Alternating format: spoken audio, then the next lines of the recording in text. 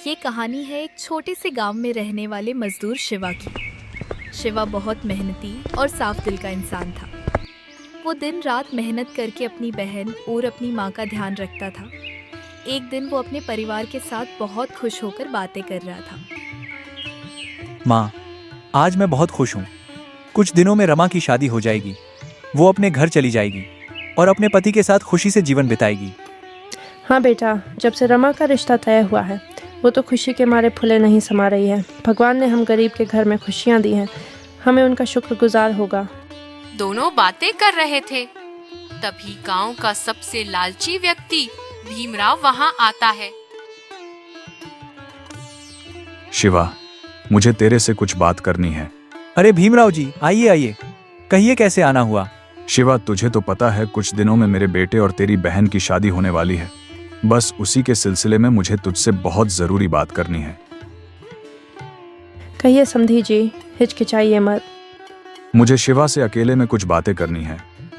इसके बाद शिवा भीमराव के साथ अपने घर के बाहर निकल जाता है।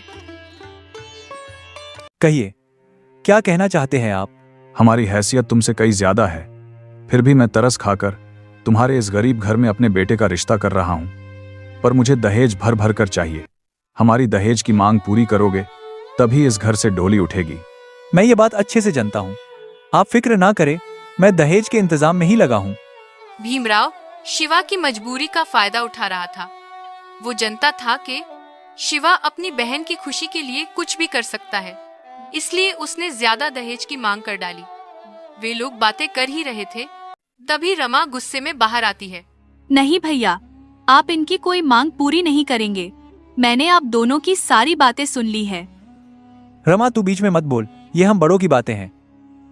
भैया, मुझे ऐसी खुशियाँ नहीं चाहिए जिसकी कीमत आपके आंसू हो। जुबान तो देखो कितनी तेज है। सुन लड़की, तेरे ये तेवर तुझे ले डूबेंगे।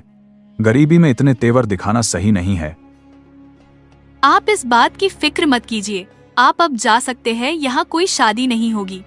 रमा भीमराव को मुंह तोड़ जवाब देती है। भीमराव गुस्सा होकर वहां से चला जाता है। कुछ देर में रात होती है और शिवा उदास होकर अपने आंगन में लगे एक पेड़ के नीचे जाकर बैठ जाता है।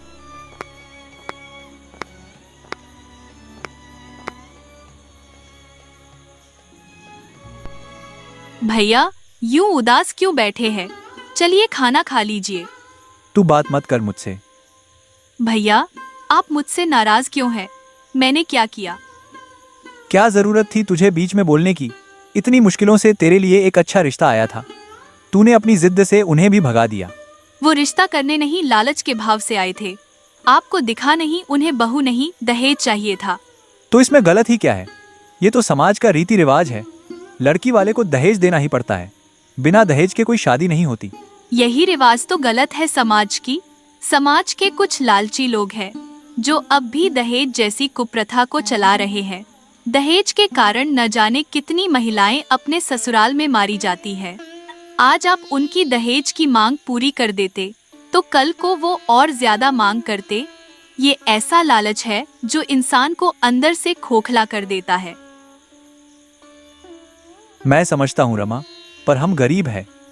हमारे यहाँ लोग रिश्ता तभी जोड़ेंगे जब हम उनकी मनचाही इच्छा पूरी करेंगे। तू ही बता, बिना दहेज के तुझसे कौन शादी करेगा? भैया, मुझे ऊपर वाले पे पूरा भरोसा है। वो जो करता है अच्छे के लिए करता है।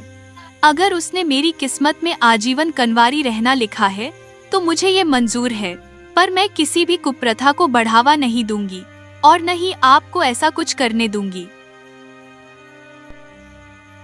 देखते ही देखते तू कितनी समझदार हो गई है। मुझे तो यकीन ही नहीं हो रहा कि तू वही रमा है जो बचपन में अपनी मनचाही चीज के लिए पूरा घर सर पे उठा लेती थी। भैया, अब ये सारी बातें छोड़ो और घर के भीतर चलो। बहुत भूख लगी है, आपके वजह से मैंने भी अभी तक कुछ नहीं खाया। रमा की बातों से शिवा की हिम्मत फिर से जुटती है। उसके अंदर एक नई उम्मीद, एक नई उमंग का आगमन होता है। वे दोनों भाई बहन घर के भीतर चले जाते हैं।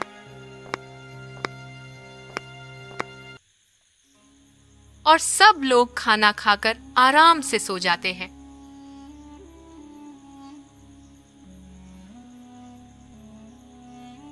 अगली सुबह होते ही शिवा गांव के धनी चौधरी के ठेके पे मजदूरी के लिए जाता है।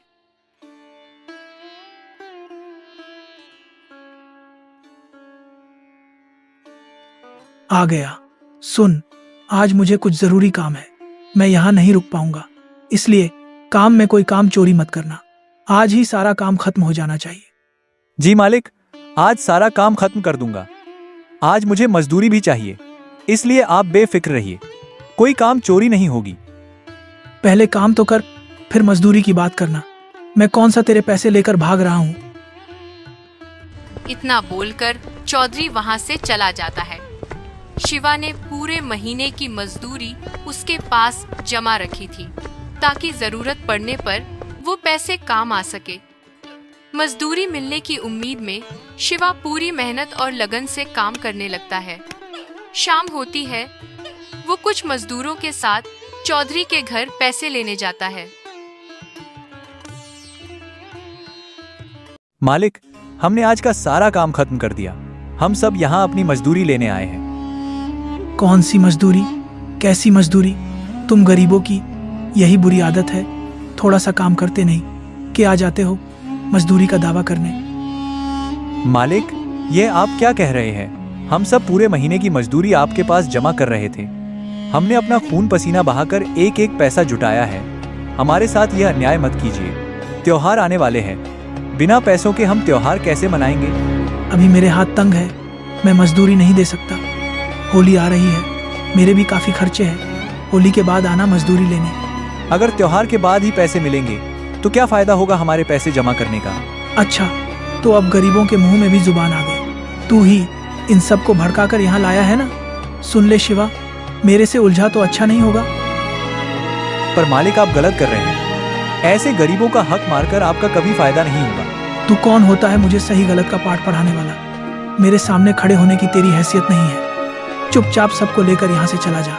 नहीं, हम सब अपना हक लिए बिना यहाँ से बिल्कुल भी नहीं जाएंगे। शिवा अपने मजदूर भाइयों के हक के लिए चौधरी के सामने डट खड़ा हुआ। चौधरी के पास पैसों की जरा भी कमी ना थी, फिर भी ज्यादा पानी की लालच ने उसे इंसान से हैवान बना दिया। वो गरीबों से मजदूरी कर लेता था, पर उन्हें पैसे नहीं देता था। उसके खिलाफ आवाज उठाने की किसी ने हिम्मत नहीं की, पर शिवा को अपने सामने आवाज उठाता देख वो घबरा गया। तभी उसकी बेटी नीलम कमरे से बाहर आई। पिताजी, आप इन मजदूरों के आगे बिल्कुल भी मत झुकना। ये होते ही लालची है, जरा से पैसों में अपना रंग दिखाने लगते हैं। अब तो इन्हें एक भी पैसा नहीं मिलेगा और न ही किसी को काम मिलेगा। मैं भी देखती हूँ ये हमसे पैसे कैसे निकलवाते हैं। मालिक की बेटी तो उनसे भी ज्यादा क्रूर और निर्दय है। मित्र, ये तो कुछ भी नहीं। मैंने सुना है मालिक का एक बेटा भी है जो विलायत में पढ़ता है। वो तो इन दोनों से भी ज्यादा गुस्सैल और बेरहम है। खबरदार, किसी ने मेरे भैया के बारे में एक शब्द भी कहा तो तुम सब अपने गरीब कदम लेकर हमारे घर से बाहर निकलो। तुम्हारे ये गरीब पाँव मेरे इस आलीशान घर को गंदा कर रही है। इतना गुरूर अच्छा नहीं है मेम साहब। हम सब इंसान हैं, बस किस्मत की मार सबको अमीर गरीब बनाती है। हमें किसी भी हाल में अपनी इंसानियत नहीं भूलनी चाहिए। तुमसे किसी ने सलाह नहीं मांगी? अब तुम लोग बदकिस्मत हो तो इसमें हमारी क्या गलती है? मुझे तो तुम गरीबों से घिन आती है। इसके बाद शिवा और बाकी मजदूर मुंह लटकाए वहां से निकल जाते हैं। नीलम बिल्कुल अपने पिता के जैसी थी। उसके अंदर अमीरी का घमंड भरा हुआ था। उसने सभी मजदूर की बहुत बेइज्जती की और उन्हें खाली हाथ ही घर भेज दिया। शिवा घर आकर अपनी माँ के सामने फूट फूट कर रोने लगा। माँ, हमेशा हमारे साथ ही ऐसा क्यों होता है? मैंने ऐसा क्या पाप किया था जिसकी सजा भगवान मुझे इस जन्म में दे रहा है? क्या हुआ बेटा, रो क्यों रहा है? माँ, मैंने उस चौधरी के पास पैसे जमा किए थे। सोचा था होली आने पर उसे अपने पूरे महीने की मजदूरी ले लूंगा, तुम्हें और रमा को नए कपड़े दिलाऊंगा। पर उस दुष्ट ने धोखे से सारे पैसे अपने पास ही रख लिए। बेटा रो मत, ये अमीर लोग ऐसे ही होते हैं। जिसके पास जितना पैसा होता है वो उतना ही लालच करते हैं। माँ, उस चौधरी की बेटी तो उससे भी ज्यादा घमंडी है। उसने हम सब मजदूरों को काम से निकाल दिया। अब मैं क्या करूंगा? हम कैसे त्योहार मनाएंगे? तू फिक्र मत कर बेटा, हिम्मत रख, कोई ना कोई रास्ता निकल ही आएगा। और रही बात नए कपड़ों की, तो अभी हमें नए कपड़ों की ज़रूरत नहीं है। हमारे पास पहले से ही बहुत कपड़े हैं। मैं जानता हूँ, तू ये सिर्फ मेरा दिल रखने के लिए बोल रही है। पिछली बार भी तंगी के कारण मैंने तुम दोनों को नए कपड़े नहीं दिलाए थे। इस बार भी भगवान हमारे साथ नाइंसाफी कर रहा है। अब निराश होना बंद कर। उदास होने से समस्या हल नहीं होती। शांत हो जा और कोई दूसरा काम ढूंढ। कोई ना कोई नया काम ज़रूर मिलेगा। हाँ माँ, तू ठीक बोल रही है। ये वक्त हार मानने का नहीं है। मैं कल से ही दूसरा काम ढूंढने में लग जाऊंगा। शिवा ने हार मान ही ली थी, पर उसकी माँ ने उसे संभल लिया। सच कहते हैं लोग, एक माँ ही होती है जो अपने बच्चे को वापस उठना सिखाती है। शिवा ने रोना बंद किया और अगले ही दिन से उसने काम ढूंढना शुरू किया।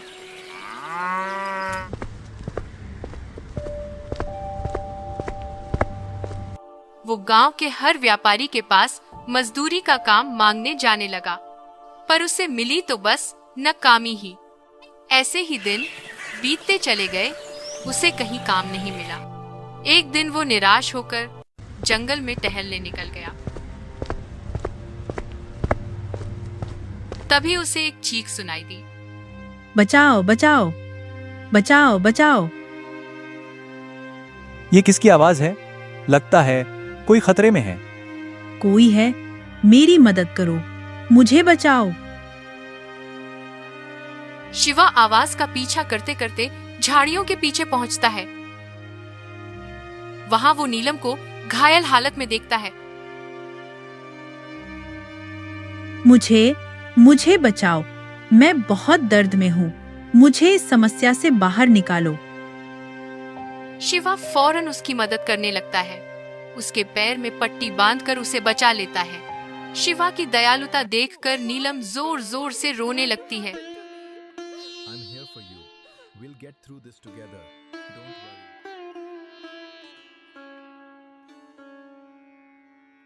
धन्यवाद शिवा, तुमने आज मेरी जान बचा ली। तुम्हें इतनी चोट कैसे लगी थी? मैं यहाँ फूल तोड़ने आई थी, तभी एक जंगली जानवर ने मुझ पर हमला कर दिया और मैं घायल हो गई।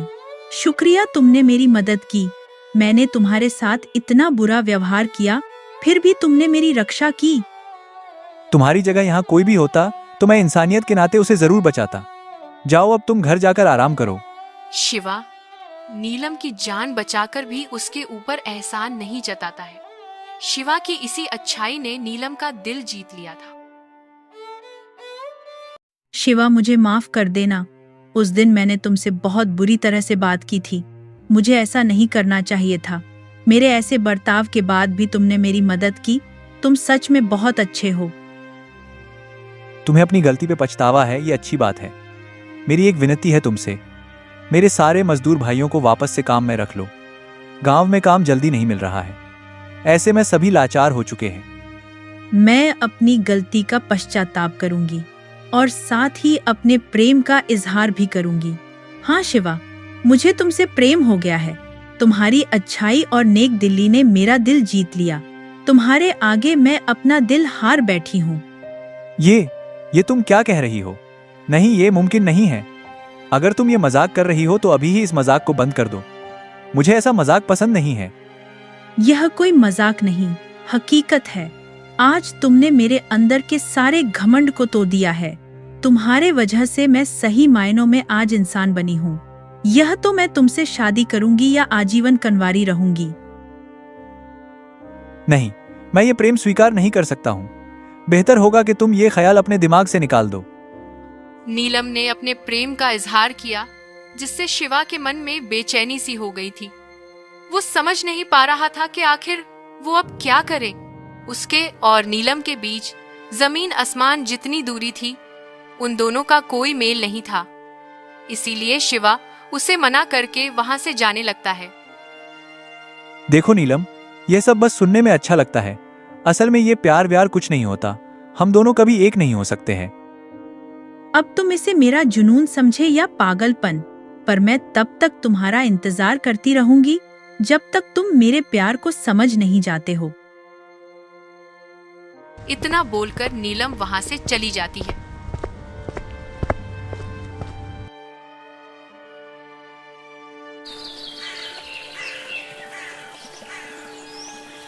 दो दिन बीते, नीलम फिक्र के मारे खाना भी नहीं खा रही थी, जिस कारण उसके पिता को उसकी चिंता होने लगी और आखिरकार उसके पिता ने उसे उदासी की वजह पूछ ही डाली। बेटी नीलम, क्या बात है? आजकल तुम समय पे खाना नहीं खाती हो, उदास अपने कमरे में बैठी रहती हो। पिताजी, मुझे आपको कुछ बताना है। हाँ कहो, क्या बात है?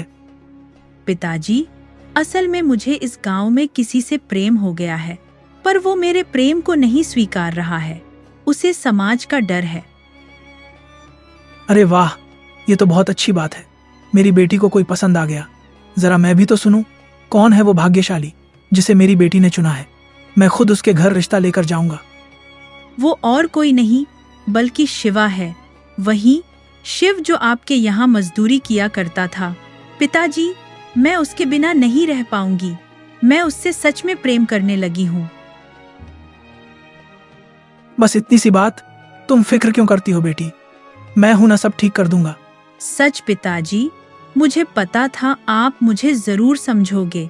मुझे डर था कि आप शिवा को कभी नहीं स्वीकारेंगे, पर अब ये डर भी दूर हो गया। आप इस दुनिया के सबसे अच्छे पिता हैं। मैंने बचपन से तुम्हें हर वो चीज दी है जो तुम्हें चाहिए थी। इस बार भी मैं तुम्हारे साथ हूँ मेरी प्यारी बेटी। अब चलो खाना खा लो। नीलम खुश हो गई थी। उसे अपने पिता के असली इरादे का कुछ पता नहीं था। उसे यही लग रहा था कि उसके पिता ने शिवा को स्वीकार कर उसके रिश्ते को मंजूरी दे दी। नीलम सारी बातों से अनजान चैन और सुकून की सांस लेने लगी। अगली सुबह नीलम का भाई हेमंत घर लौटा। क्या बात है पिताजी, आपने मुझे इतनी जल्दबाजी में क्यों बुलाया है? बेटा, तेरी बहन किसी गरीब के बहकावे में आ गई है। नीलम तो नादान है, जरूर उस शिवा ने ही उसके भोलेपन का फायदा उठाया होगा। तेरी बहन उस गरीब शिवा से शादी करने की जिद कर रही है। पिताजी, आप बस इशारा कीजिए, मैं उस शिवा को उसकी असली औकात दिखा दूंगा।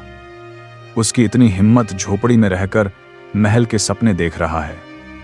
हाँ बेटा, तुझे उस शिवा को सबक सिखाना, उसे मारकर उसका बुरा हाल कर दे, ताकि आगे कभी वो किसी से शादी करने के ख्याल से भी डर जाए। जी पिताजी, मैं आज ही अपनी पहचान बदलकर शिवा के पास जाऊंगा और मौका मिलते ही उसे मार दूंगा। और ध्यान रहे, नीलम को इस बात की खबर नहीं होनी चाहिए। तू तो जनता है, वो कोई जिद पकड़ लेती है तो उसे समझाना नामुमकिन हो जाता है। आप निश्चिंत रहे, बहना को कानो कान खबर नहीं होने दूंगा। हेमंत बहुत गुस्से में था। उसके सर पे शिवा को मारने का खून सवार था। वो उसी दिन गांव में अपनी पहचान छुपा कर जाता है और शिवा को देखते ही बेसहारा होने का ढोंग करने लगता है। भाई, यहाँ कहीं हम गरीबों के लिए कोई आश्रम है क्या? तुम कौन हो भाई? गांव में नए दिख रहे हो। हाँ, मैं आज ही गांव में आया हूँ। इससे पहले मैं पास के गांव में रहता था। वहां मेरा काम नहीं चला, जिस वजह से मुझे अपना घर बेचना पड़ा। अब मेरे पास कोई घर नहीं है, मैं बेसहारा हूं। नहीं भाई, इस दुनिया में कोई बेसहारा नहीं है। भगवान सबका ध्यान रखना है, वहीं सबको देने वाला, सबको पालने वाला है। चलो तुम मेरे घर पे रहो, जब तुम्हें किराए पर कोई घर मिल जाए तो चले जाना। तुम्हारा शुक्रिया भाई, तुम सच में बहुत अच्छे हो। भगवान तुम्हारा भला करे। इसके बाद शिवा हेमंत को गरीब समझकर अपने घर लेकर चला जाता है। वो आने वाले खतरे से अनजान अपने ही जान के दुश्मन को पनाह दे रहा था। हेमंत शिवा के घर में रहने लगा।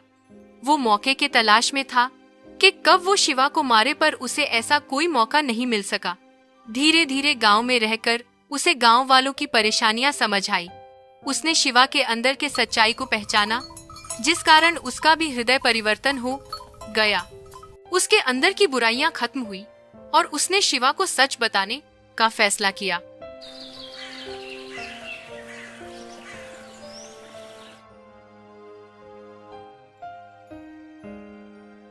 शिवा, मुझे तुम्हें बहुत जरूरी बात बतानी है।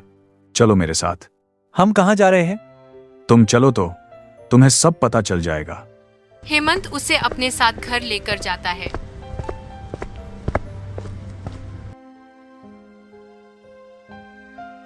भाई, ये तो चौधरी साहब का घर है। शिवा, मैं नीलम का बड़ा भाई हूं। हेमंत ने नीलम को सच बताया। सारी सच्चाई शिवा के सामने आई। तभी नीलम ने भी सारी बातें सुन ली और अपने पिता के ऊपर गुस्सा होने लगी। पिताजी, ये आपने गलत किया। आपने मुझे गुमराह किया, मेरे प्रेम को खत्म करने का षड्यंत्र रचा। मैं घर छोड़कर जा रही हूँ। पिताजी, शिवा जैसा नेक इंसान इस कलयुग में बहुत कम मिलते हैं। आपने हमें बस गलत राह पे चलना सिखाया, अमीर गरीब में फर्क करना सिखाया।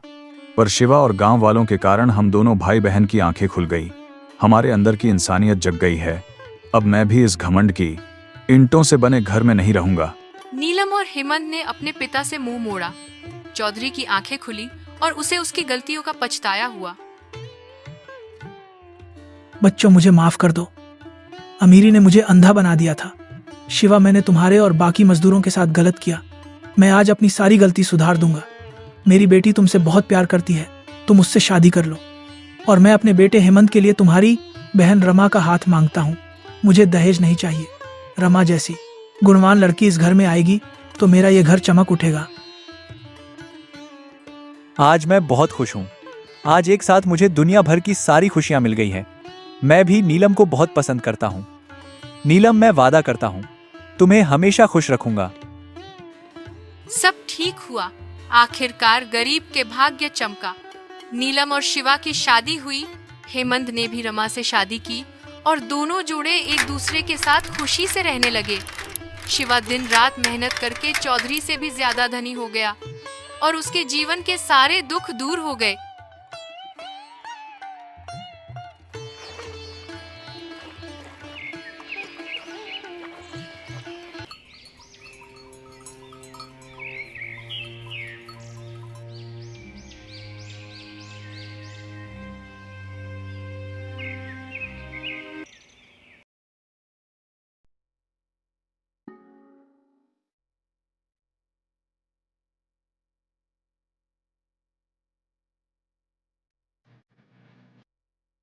सूरजपुर गांव में एक छोटी सी झोपड़ी थी। उसी झोपड़ी में गौरी नाम की एक अनाथ लड़की अपने 2 छोटे भाइयों छोटू और मुन्ना के साथ रहती थी। माँ बाप को गुजरे कई साल हो चुके थे। गौरी ही अब माँ भी थी, बहन भी और घर की जिम्मेदार भी। गरीबी थी मगर उसके दिल में हिम्मत बहुत थी। गांव वाले कहते थे ये लड़की एक दिन अपनी किस्मत खुद बदल देगी।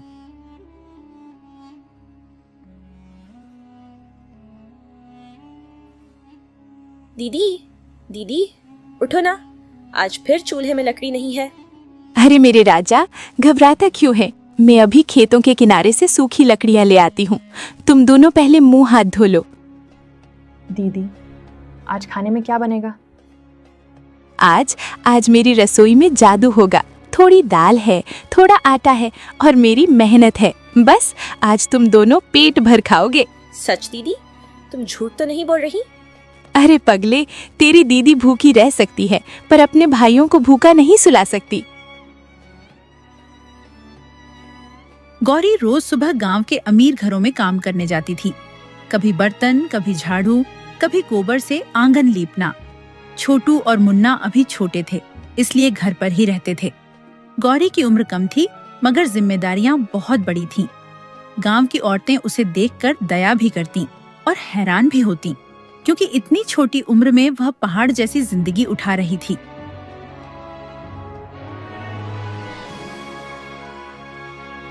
छोटू, मुन्ना, मैं ठाकुराइन के घर जा रही हूँ। तुम दोनों झोपड़ी से बाहर मत निकलना। दीदी, जल्दी आना। कल तुम देर से आई थी, हमें बहुत डर लगा था। अरे मैं हूँ ना, जब तक सांस है तुम दोनों को कुछ नहीं होने दूंगी। दीदी, अगर कोई हमें डांटे तो कहना हमारी दीदी गौरी है, वो किसी से नहीं डरती। हाँ, हमारी दीदी सबसे बहादुर है। उस दिन गौरी ठाकुराइन के घर काम कर रही थी। तभी ठाकुराइन की नजर उसकी सुंदरता और सादगी पर पड़ी। गौरी का चेहरा साधारण था, पर उसकी आंखों में सच्चाई थी। ठाकुराइन के मन में कुछ और ही चल रहा था। वो अपने बिगड़ैल बेटे विक्रम के लिए गौरी को देख रही थी, लेकिन उसकी नीयत साफ नहीं थी। ए गौरी, इधर आ।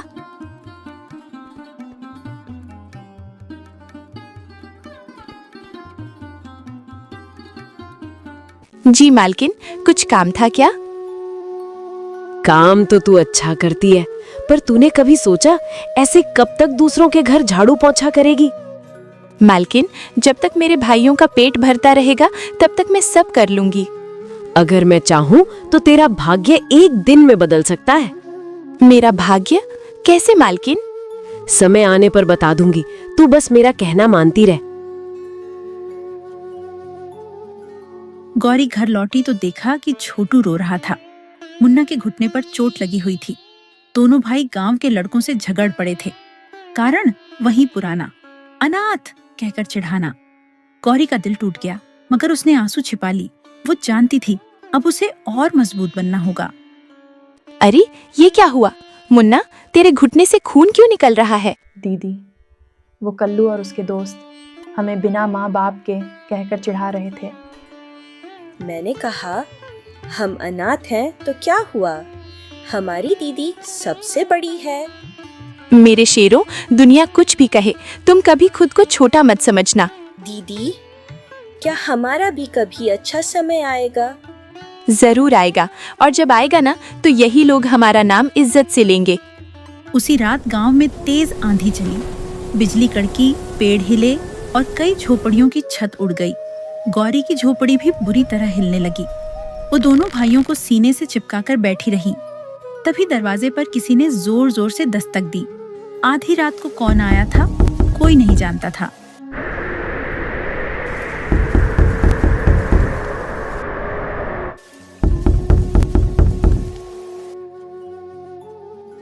दीदी, कोई दरवाजा पीट रहा है, मुझे डर लग रहा है।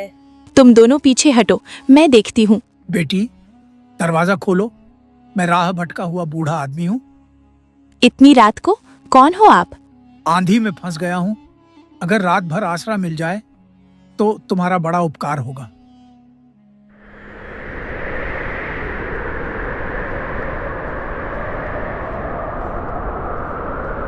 ठीक है बाबा, अंदर आ जाइए। गरीब का घर है पर दिल से खाली नहीं। वो बूढ़ा साधु जैसा दिखता था, भीगा हुआ, थका हुआ और बेहद शांत। गौरी ने उसे सूखी रोटी और पानी दिया। बूढ़ा उसकी सेवा देखकर भावुक हो गया। उसने देखा खुद भूखी रहकर भी लड़की मेहमान को खिला रही है। उसी पल उसने तय कर लिया कि गौरी की परीक्षा भी लेनी है और मदद भी करनी है। बेटी, तूने खुद खाया भी है या नहीं? बाबा, पहले मेहमान खाता है, हम बाद में खा लेंगे। और अगर कुछ बचा ही ना तो पानी पी लेंगे, पर मेहमान भूखा नहीं सोएगा। तेरे जैसे लोग ही धरती को पवित्र रखते हैं। बाबा, हमारी दीदी बहुत अच्छी है ना? बहुत अच्छी नहीं बेटा, बहुत अनमोल है।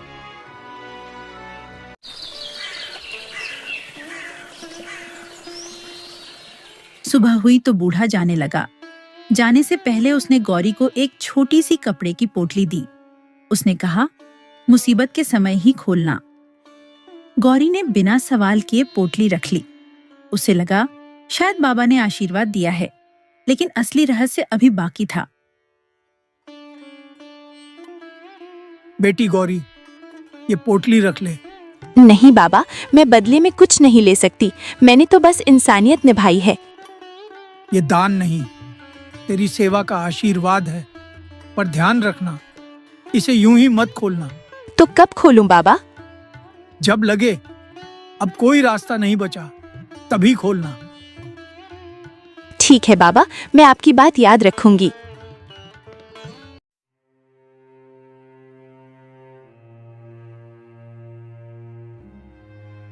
कुछ दिनों बाद ठाकुराइन ने गौरी को फिर बुलाया। इस बार उसके घर में बड़ी सजावट हो रही थी। विक्रम शहर से लौट आया था, बिगड़ा हुआ, घमंडी और लालची। उसकी नजर पहली ही बार में गौरी पर टिक गई। और उसी पल उसने उसे पाने की ठान ली। माँ, ये लड़की कौन है? यही गौरी है, गांव की अनाथ लड़की। काम बहुत अच्छा करती है। अनाथ है तो इसका सहारा भी कोई नहीं होगा।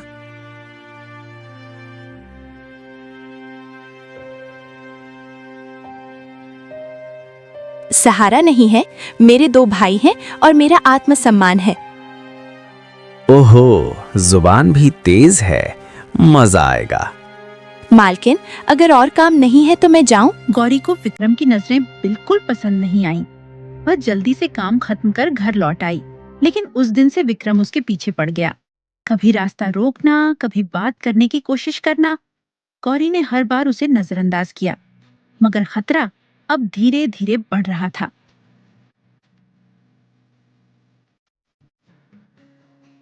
अरे गौरी, इतनी जल्दी क्या है? 2 बातें तो कर लें।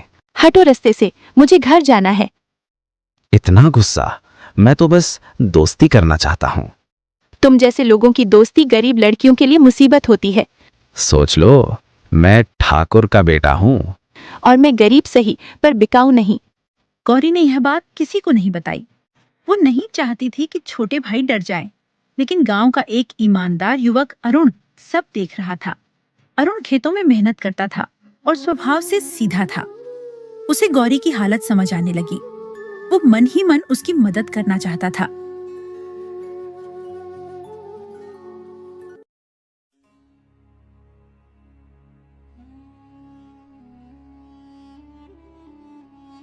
गौरी, एक बात पूछूं? हाँ अरुण भैया, कहो। विक्रम तुझे बार बार क्यों रोकता है? मैंने कई बार देखा है। कुछ नहीं, बस ऐसे ही। देख, अगर कोई तुझे परेशान करे तो मुझे बता देना।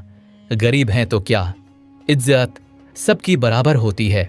धन्यवाद, पर मैं खुद संभाल लूंगी। एक शाम गौरी जब नदी से पानी भरकर लौट रही थी, विक्रम ने उसका हाथ पकड़ लिया। आज तो रुक जा गौरी, बहुत दिन से घमंड दिखा रही है। गौरी डर गई, मगर अगले ही पल उसका गुस्सा जाग उठा। हाथ छोड़, वरना अच्छा नहीं होगा। अच्छा नहीं होगा?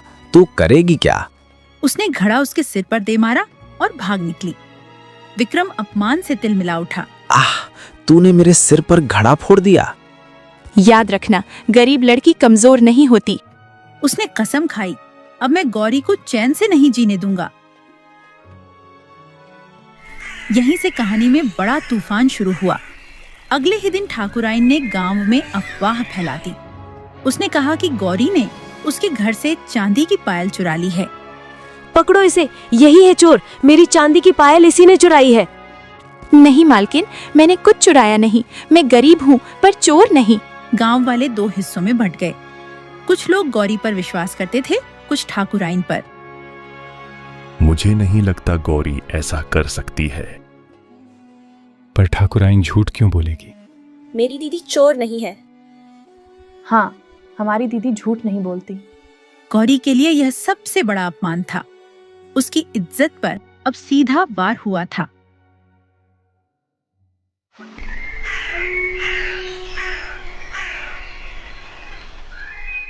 गांव की चौपाल में पंचायत बैठी। गौरी कांप रही थी, मगर झुकी नहीं। ठाकुराइन और विक्रम दोनों झूठ पर झूठ बोल रहे थे। गौरी, अगर तूने चोरी नहीं की तो कोई सबूत है? मेरे पास सच है सरपंच जी, पर गरीब के सच की आवाज धीमी होती है। तभी अरुण आगे आया। उसने कहा, रुकिए, मैं गवाही दूंगा। तू बीच में मत बोल अरुण। मैं बोलूंगा। कल मैंने विक्रम को गौरी का रास्ता रोकते देखा था, और आज ये झूठा इल्जाम, ये सब बदले की चाल है। अरुण की बात सुनकर गांव में हलचल मच गई। विक्रम गुस्से से लाल हो गया। ठाकुराइन ने बात संभालने की कोशिश की, लेकिन तभी सरपंच जी, मैंने भी देखा था। क्या देखा बेटा? डर मत, सच बोल। रात को विक्रम हमारी झोपड़ी के पीछे खड़ा था। वो खिड़की से अंदर झांक रहा था। छोटू ने एक और बड़ा राज खोल दिया। क्या? तूने मुझे बताया क्यों नहीं? मैं डर गया था दीदी। धत, ये तो बहुत गलत बात है। उसने बताया कि उसने विक्रम को रात में गौरी की झोपड़ी के पास मंडराते देखा था। अब मामला सिर्फ चोरी का नहीं, साजिश का लगने लगा। विक्रम को लगा अब बात बिगड़ रही है। उसने गुस्से में पंचायत छोड़ दी। बहुत बोल लिया तुम सबने। याद रखना, मुझसे टकराने की कीमत चुकानी पड़ेगी। धमकी दे रहा है पूरे गांव के सामने। तू बीच में मत आ अरुण, वरना तुझे भी पछताना पड़ेगा। डराने की कोशिश मत कर, मैं झुकूंगी नहीं।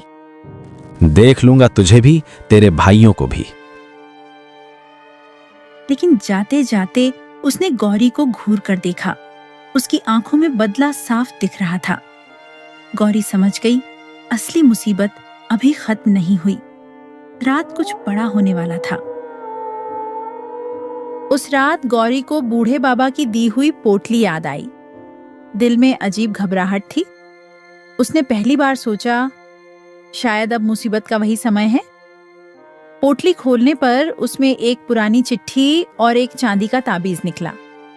चिट्ठी पढ़कर गौरी के पैरों तले जमीन खिसक गई, क्योंकि उसमें उसके जन्म का सबसे बड़ा रहस्य लिखा था। हे भगवान, इसमें क्या है? बेटी गौरी, तू साधारण लड़की नहीं है। तू सूरजपुर के पुराने जमींदार धर्मपाल सिंह की खोई हुई नातिन है। क्या मैं जमींदार की नातिन? दीदी, क्या लिखा है? हम शायद इतने अकेले नहीं हैं। चिट्ठी में लिखा था कि सालों पहले लालच में कुछ लोगों ने गौरी के परिवार पर हमला किया था। उसके माता पिता ने जान बचाने के लिए उसे छुपा दिया, फिर हादसे में वे मारे गए। बूढ़ा बाबा असल में पुराने जमींदार का वफादार नौकर था। वही सालों से सही समय का इंतजार कर रहा था और अब वो समय आ चुका था। तो इसलिए बाबा मुझे पहचानते थे। दीदी, क्या अब हमारे अपने लोग हैं? हाँ, शायद हैं, पर बेटा, हमारा असली सहारा अभी भी हम खुद ही हैं। दीदी, अब क्या करेंगे? अब सच को सामने लाएंगे और जो हमारा है वो छीनने नहीं देंगे।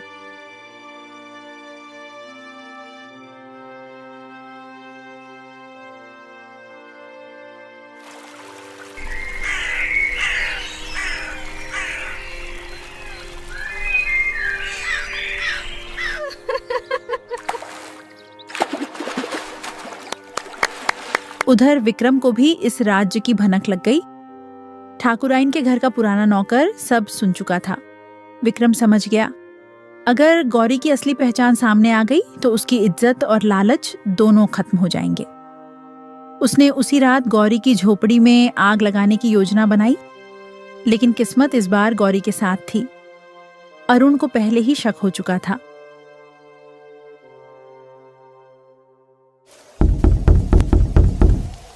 गौरी, दरवाजा खोल जल्दी। क्या हुआ अरुण, तुम इतनी रात को? विक्रम और उसके 2 आदमी पीछे वाले रास्ते से आ रहे हैं। उनके हाथ में तेल का डिब्बा है।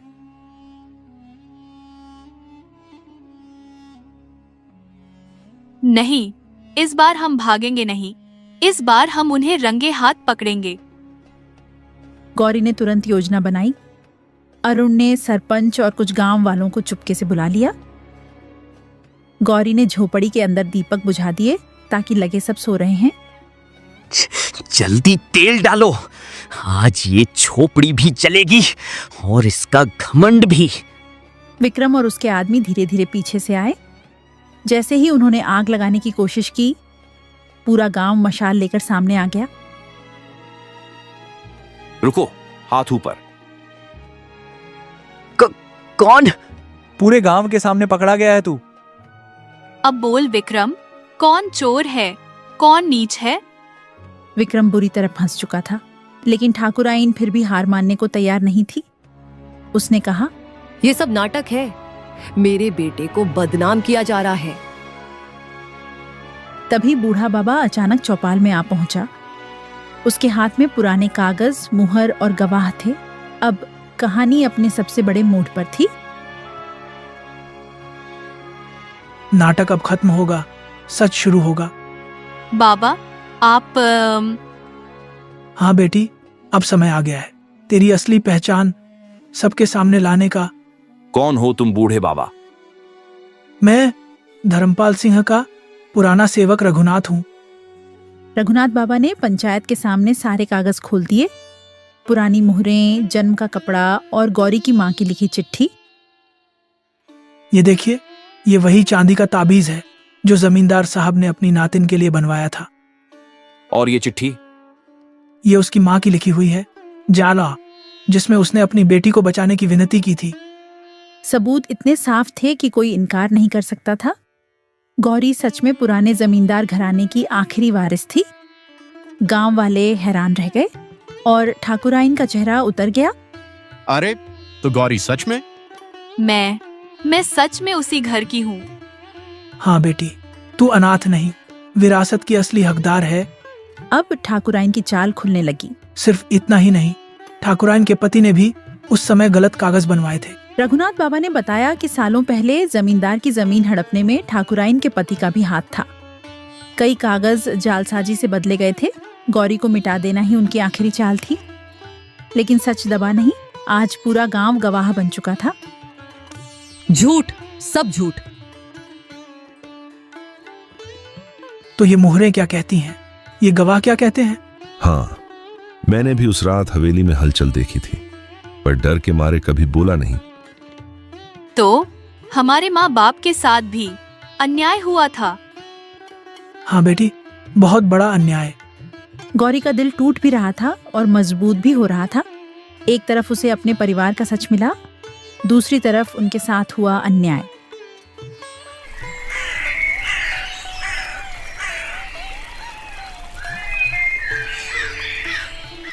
छोटू और मुन्ना पहली बार गर्व से सीना तान कर खड़े थे। अब वे सिर्फ गरीब बच्चे नहीं थे, वे सच और इज्जत के साथ खड़े थे और गांव पहली बार पूरी तरह गौरी के साथ था। दीदी, देखा, मैं कहता था ना, एक दिन सब हमारा नाम इज्जत से लेंगे। हाँ दीदी, आज कोई हमें अनाथ नहीं कहेगा। नहीं बेटा, हम पहले भी छोटे नहीं थे, हमारा दिल बड़ा था। बस आज दुनिया को दिख गया। गौरी, आज तूने सिर्फ अपना नहीं, हर गरीब की इज्जत बचाई है। सरपंच ने तुरंत फैसला सुनाया।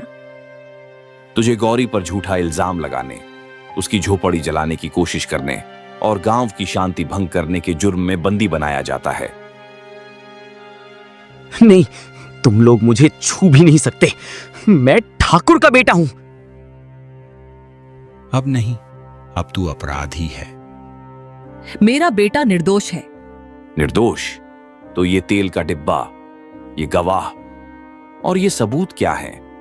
विक्रम को गांव के सिपाहियों ने पकड़ लिया। ठाकुराइन की हवेली की जांच का आदेश दिया गया। जालसाजी, साजिश और आग लगाने की कोशिश सब साबित होने लगा। गांव में पहली बार ताकतवर लोग कटघरे में खड़े थे और गौरी सिर उठाकर खड़ी थी। गौरी को अब उसकी पुरानी हवेली दिखाई गई। वो हवेली सालों से बंद पड़ी थी, दीवारें टूटी थीं, आंगन सूना था, मगर इतिहास जिंदा था। गौरी ने जैसे ही अंदर कदम रखा, उसकी आंखें भर आईं। उसे लगा जैसे माँ बाप की परछाइयां उसे देख रही हों। यही मेरा घर था। हाँ बेटी, यही तू बचपन में खेली थी। तुझे याद नहीं, क्योंकि तब तू बहुत छोटी थी। दीदी, इतना बड़ा घर, क्या अब हम यहीं रहेंगे? पर पहले इस घर को नहीं, इस घर की इज्जत को वापस लाना होगा।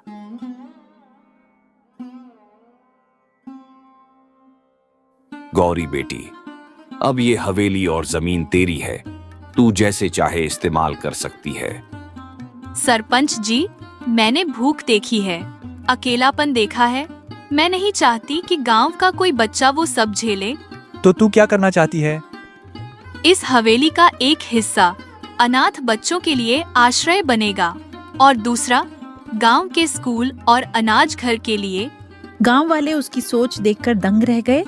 जिस लड़की के पास कभी खाने को नहीं था, आज वही दूसरों का पेट भरने की सोच रही थी। दिन बीतने लगे, हवेली फिर से सजने लगी। गौरी अब भी पहले जैसी ही सादी थी, न घमंड न दिखावा। अरुण हर काम में उसकी मदद करता रहा। धीरे धीरे दोनों के बीच सम्मान और अपनापन बढ़ने लगा।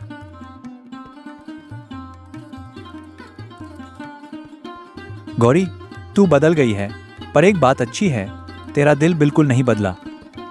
अगर दिल बदल जाता तो शायद मैं गौरी ही ना रहती। पर एक बात अच्छी है, तेरा दिल बिल्कुल नहीं बदला। इतनी बड़ी मालकिन बन गई, फिर भी खुद मजदूरों के साथ मिट्टी उठा रही है। क्योंकि मैं मिट्टी से ही बनी हूँ अरुण, और मिट्टी को भूलने वाला एक दिन गिर ही जाता है। तू सच में अलग है। एक दिन रघुनाथ बाबा ने गौरी से अकेले में बात की। उन्होंने कहा, बेटी, घर बस गया, इज्जत लौट आई। अब अपनी खुशी के बारे में भी सोच। मेरी खुशी तो मेरे भाई हैं बाबा। और अरुण? उन्होंने कहा, अब तेरी जिंदगी बस जिम्मेदारी नहीं, खुशी भी मांगती है। गौरी समझ गई कि बाबा क्या कहना चाहते हैं। उधर छोटू और मुन्ना भी अरुण को बहुत पसंद करने लगे थे। बाबा, आप भी ना? दीदी, अगर शादी करनी हो ना तो अरुण भैया से ही करना। गांव वाले भी यही चाहते थे कि गौरी को एक अच्छा जीवन साथी मिले। अब कहानी अपने सुखद मोड़ की ओर बढ़ रही थी। गांव की चौपाल में सबकी मौजूदगी में अरुण ने गौरी का हाथ मांगा। उसने कहा, सरपंच जी, रघुनाथ बाबा और गांव के सभी लोग, मैं आज गौरी का हाथ मांगने आया हूं। वाह वाह! मैं उसकी जमीन नहीं चाहता, उसकी हवेली नहीं चाहता। मैं बस उसका साथ चाहता हूं और उसके भाइयों को अपने भाइयों की तरह अपनाना चाहता हूं। उसने कहा, मैं हवेली नहीं, गौरी का साथ चाहता हूं। यह सुनकर गांव वालों की आंखें नम हो गईं। गौरी ने पहली बार खुद के लिए मुस्कुराकर हाँ कहा। अरुण, तुमने हमेशा साथ दिया। जब पूरी दुनिया सवाल कर रही थी, तब तुमने भरोसा किया। तो बेटी, तेरी क्या मर्जी है? अगर सबकी दुआ हो तो मुझे मंजूर है। छोटू और मुन्ना खुशी से झूम उठे। सालों की तकलीफों के बाद अब सच्ची खुशियां दस्तक दे चुकी थीं। कुछ महीनों बाद हवेली में सादा मगर बेहद प्यारा विवाह हुआ। गांव के गरीब से गरीब घर तक मिठाई पहुंची। छोटू और मुन्ना नए कपड़ों में सबसे ज्यादा खुश थे। गौरी अब अनाथ बेटी नहीं, पूरे गांव की शान बन चुकी थी। उसने साबित कर दिया, किस्मत जन्म से नहीं, हिम्मत से बदलती है। और सच यही है, जिस लड़की का दिल साफ हो, उसकी राह भगवान खुद बनाता है। दीदी, आज माँ होती ना तो बहुत खुश होती। हाँ बेटा, आज वो ऊपर से देख रही होंगी और कह रही होंगी, मेरी बेटी हार नहीं मानी। दीदी, अब कोई हमें अनाथ नहीं कहेगा ना? नहीं, अब कोई नहीं, क्योंकि अनाथ वो नहीं होता जिसके माँ बाप नहीं होते, पर अनाथ वो होता है जिसके पास प्यार ना हो। और हमारे पास एक दूसरे का प्यार हमेशा रहेगा। गौरी, तूने सच में अपनी किस्मत नहीं, पूरा गांव बदल दिया।